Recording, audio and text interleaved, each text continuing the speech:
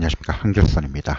오늘은 새벽에 다 뉴스를 들어보셔서 아시겠지만 저도 새벽부터 오늘 발효되는 내용들 확인하기 위해서 새벽 4시에 일어나서 지금 밤잠을 설쳤는데 결국은 최악의 시나리오가 발생이 됐습니다. 그래서 요 관련된 내용들 자세히 살펴보고 피해 업종과 또 영향을 덜 받는 업종, 종목들, 그리고 우리가 주목할 부분이 뭔가, 향후 어떻게 전략을 짤 것인가, 그리고 어떤 종목 위주로 가져갈 것인가, 요거에 대해서 점검을 한번 해보도록 하겠습니다. 자, 시작하기 전에 구독, 좋아요, 알림 눌러주시고 시작하겠습니다. 자, 상호관세 발효가 드디어 됐습니다. 사실 처음 나왔던 얘기는 아니고요. 이미 다 며칠 전부터 나왔고, 사실 정확히 말하면 트럼프 공약이었고 취임할 때부터 예상이 됐던 건데 생각보다 강력하죠. 역시 트럼프답습니다. 우리 입장에서는 참 욕 나오죠. 쌍욕이 나오는데 미국 입장에서는 글쎄요. 어쨌든 자, 트럼프가 발표한 내용을 간략하게 요약을 해보면 트럼프 대통령이 이제 행정명령을 발동하면서 모든 나라의 상호 관세를 발표를 했습니다. 특히 한국에는 25%, 그다음 중국은 34%, 일본은 24%입니다. 근데 여기서 우리가 알고 갈 건 뭐냐면 중국은 지난번에 10% 부과를 했었죠. 한번. 예. 그리고 또 한 번 10% 부과를 했었습니다. 그렇죠? 여기다가 이번에 발표한 34%를 합산해 보면 얼추 얼마예요? 54%. 지난번 트럼프가 중국의 대미 수출에 대한 관세를 60% 부과하겠다라고 했던 게 얼추 일맥상통해졌죠. 그렇죠? 일본도 24%입니다. 근데 내용을 좀 살펴보면은 예, 여기 내용 보시다시피 재미난 게 있어요. 영국은 10%예요. EU는 20%. 아무래도 자국 내 최우방국들한테는 이렇게 되고, 그리고 더 중요한 거, 중국에는 토탈 10%, 10%, 34%를 해서 54%를 부과했는데 중국의 우회 수출, 동남아시아죠. 우회 수출인 태국, 베트남, 캄보디아 쪽은 36%, 46%, 49%, 더 많은 상호 관세를 부과를 했다는 겁니다. 우회 수출을 루트를 차단시키겠다는 거죠. 중국을 잡으려고 작정을 했죠. 그리고 인도는 66%. 문제는 더군다나 EU 국가도 20%를 부과했다는 겁니다. 참 대단합니다. 근데 여러분들 잘 생각해 보세요. 트럼프 대통령의 과거에 했던 행동들을 보면은 항상 먼저 세게, 아주 세게 강력하게 뭔가를 빵 하고 던져요.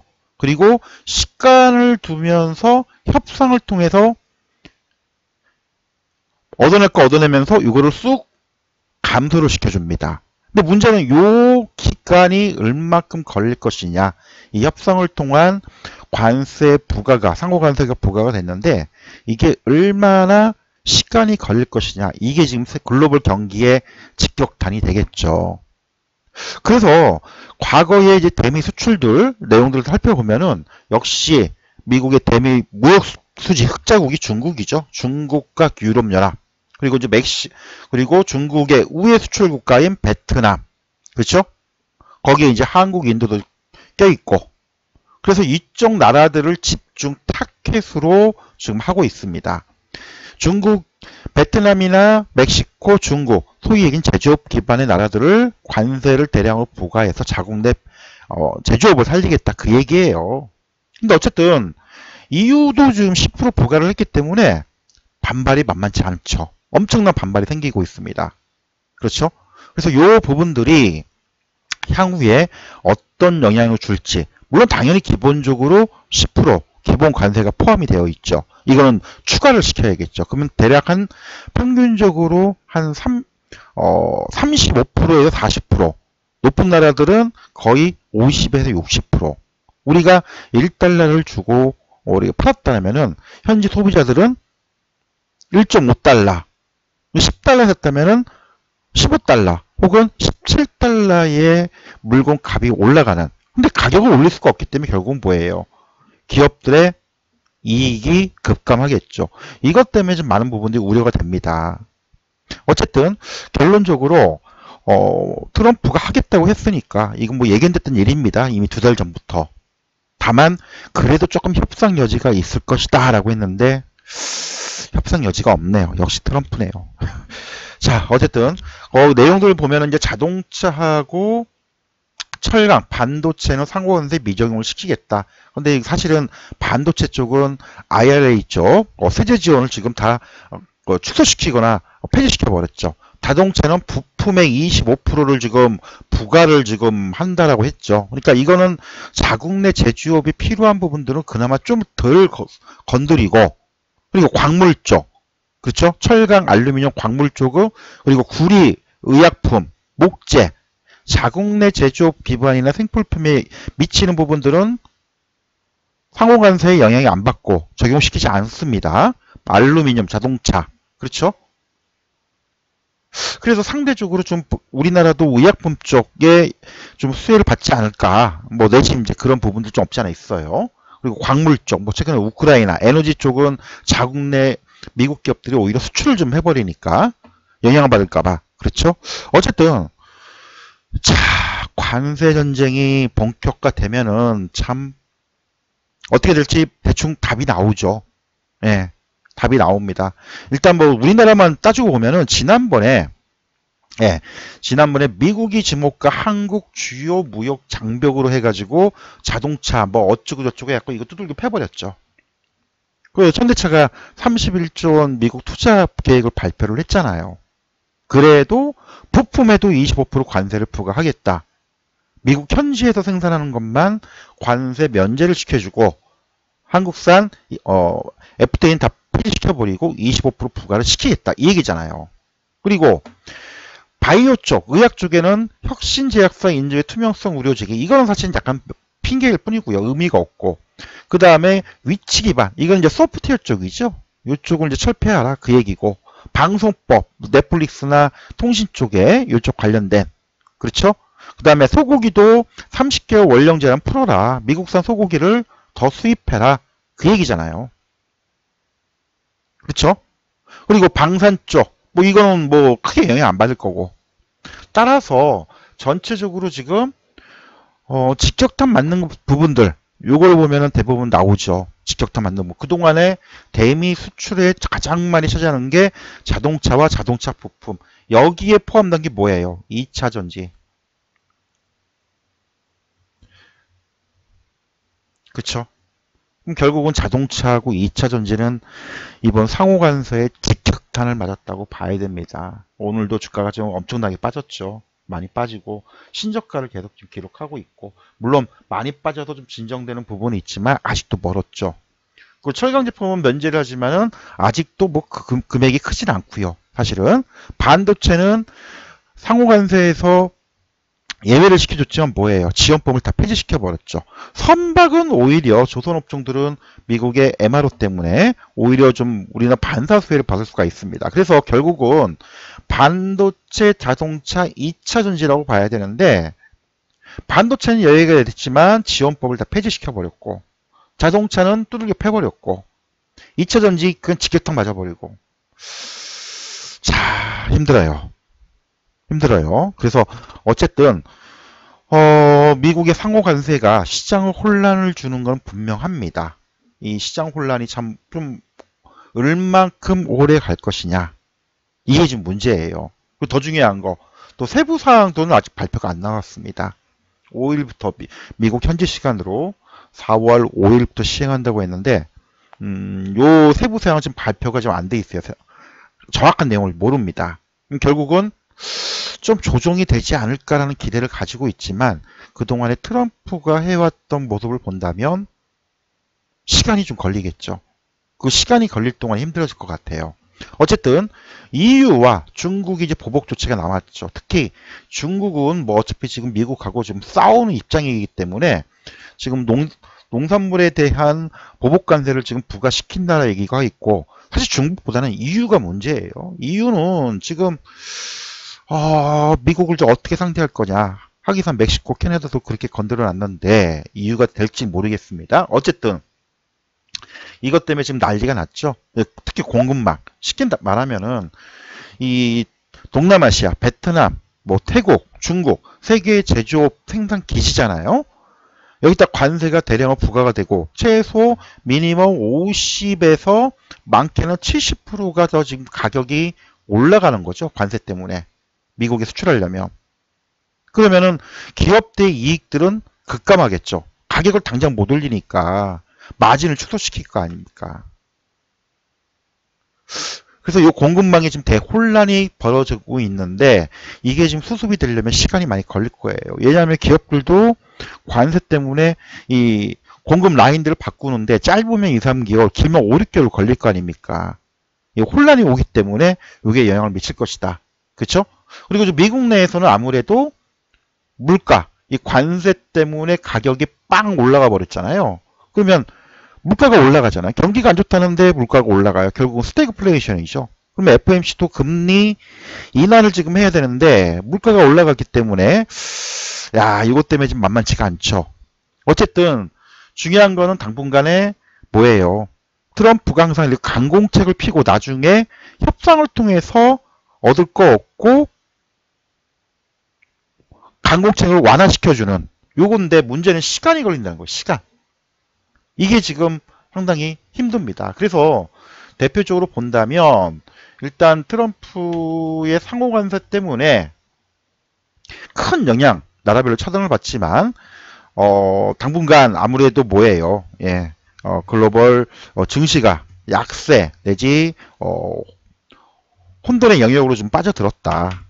그래서 이 부분은 사실은 이미 지난주 4월 3월 중순부터 3월 중순부터 이미 예상이 됐던 일들입니다.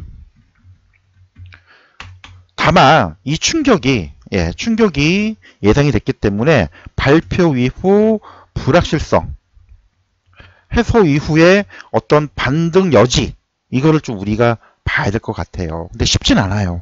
시간이 걸리죠. 분명히.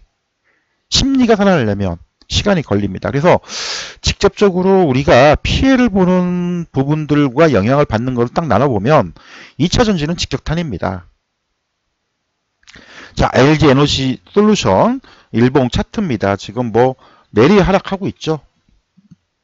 저점이 어딘지 모르고 지금 신저가를 또 찍어버렸고요. 또 현대차 최근에 조금 오르는가 싶었는데 그냥 두들겨 맞고 있죠. 그냥 대형주입니다. 그죠? 근데 여기서 말하는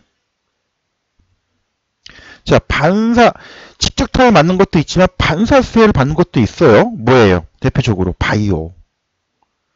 삼성 바이오로직스가 이런 수혜 기대감들이 부각이 되면서 지금 불끈. 근데 제가 보는 관점에서는 삼성 바이오시밀러 쪽이죠. 이거 말고도 신약 개발 바이오주, 기술 이전 수출 계약들을 치료하고 있는 바이오주들도 반사 수혜를 받을 가능성은 저는 있다라고 봅니다.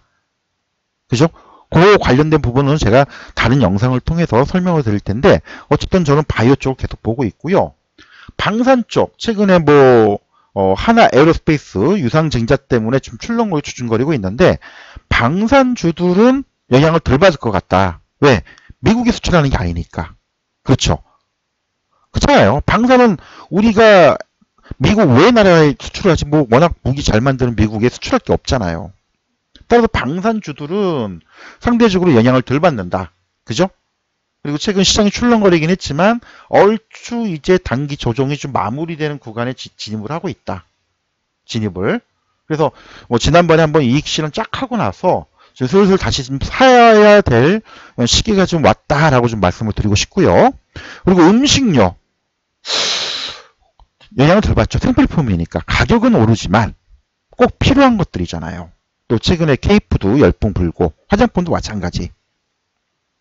대신 이제 화장품도 관세 영향을 받기 때문에 인기 있는 제품, 저가 상품 위주로 좀 될 거고 엔터나 소프트웨어였죠. 이쪽도 마찬가지. 그렇죠? 그래서 이쪽을 좀 보는데 대표적으로 지난번에 제가 바이오 쪽 알테오젠이나 보로노이는 제가 이제 말씀을 드렸습니다. 그죠? 요 반사 수혜를 받는 영향을 덜 받는 쪽이다. 그 얘기를 좀 드렸었고, 그리고 이제 철강 쪽은 아까도 잠깐 얘기했지만 중국산 저가가 워낙 많다 보니까 뭐 대표적으로 세아제강 같은 경우에는 지난번에 말씀을 드렸듯이 영향을 덜 받는다. 물론 이제 뭐 현실화 될지 어떨지 모르겠지만 알래스카 LNG 프로젝트에 대한 어떤 그런 이슈도 있고요. 그 조선주들도 영향을 좀 덜 받겠죠. 아무래도 조선. 왜 그래요? 미국이 필요하니까 군함들. 그래서 조선 기자재, 특히 LNG 쪽 대표적으로 동성 화인텍, 한국 카본, 그죠? 불끈불끈 올라오죠. 그래서 조선 기자재 쪽도 LNG 기자재 쪽도 이런 반사 수혜를 받을 수 있는 여건을 가지고 있다. 실적도 나쁘지 않고. 하지만 그 외 여타들은 다 영향을 받을 수밖에 없다. 그죠? 그래서 이런 부분들을 염두를 좀 해두고 봤으면 좋을 것 같아요. 일단 직격탄을 맞는 종목들은 이미 다 알고 계시겠지만 피해야겠죠. 언제까지? 그건 저도 알 수가 없습니다. 트럼프의 전략이죠. 강공책을 밀어붙이고 나서 협상을 통해서 얻을 거 없고 강공책을 썼던 걸 살살살 풀어주는 이런 전략. 얄밉죠. 힘이 있으니까 뭐 그렇다고 뭐라고 할 수도 없고 참 한 대 확 때려주고 싶은데 예, 하여튼 그렇습니다. 전체적으로 시장에 영향을 많이 주죠. 안 좋을 겁니다. 다만 시장은 전체적으로 좀 좋지 못하겠지만 이런 직접적으로 피해를 보는 업종과 종목들이 있는가 하면 상대적으로 영향을 덜 보고 반사수혜를 받는 그런 업종과 종목들이 있다는 거, 요것만 꼭 명심을 좀 해두시고 일단 발표가 됐기 때문에 이런 불확실성들이 좀 해소가 되면서 좀 안정화가 됐으면 좋겠습니다. 일단 안정화가 되고 시간이 좀 필요해요. 시간이 필요하지만 어쨌든 이게 당장에 해결된 문제는 아니에요. 우리나라도 마찬가지고 EU도 마찬가지고 중국도 마찬가지고 중국은 직접적인 영향을 받는 거고 EU는 또 어떤 보복 조치를 내릴지 모릅니다. 한국은 아직 지금 대통령이 어떻게 될지는 모르기 때문에 이게 지금 누군가가 빨리 되어가지고 대미 협상을 해야 되는데 이게 지금 안 되고 있죠. 그럼 최소 못해도 2025년 하반기나 가야 뭔가 이제 협상이 될 거예요. 시간이 많이 걸리잖아요. 그래서 시장에 영향을 받을 수밖에 없고 시간이 걸린다라고 하는 이유 중에 하나가 바로 이 부분입니다. 그래서 우리가 투자를 하는 입장에서는 내가 지금 들고 있는 주식이 이익이다 손실이다를 생각하지 마시고 이 영향 때문에 당분간 2, 3개월 동안은 영향을 계속 받는다는 거. 예. 요거 꼭 염두를 해두시고 투자하는데 참고를 좀 해두셨으면 좋을 것 같습니다.